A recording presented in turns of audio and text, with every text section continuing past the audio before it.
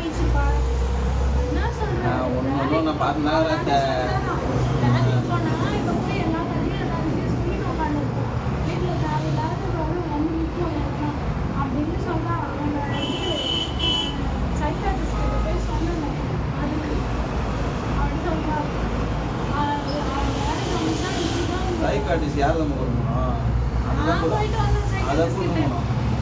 வயிற்று வச்சு முருங்க நாசனம் பண்ணால விட்டு போனான்ல அடிக்கிறானே கண்ணை கீசியானே அப்போ விட்டு போயிருக்கலாம்ல கண்ணை கீசியானே நான் இல்லாத ஜாமான்லாம் பண்ணுறேன் வீட்டில் பாவம் இதுக்கு வந்து நிற்கிறான் அதை தாங்கலாம் வீட்டில் ஹால்லேயே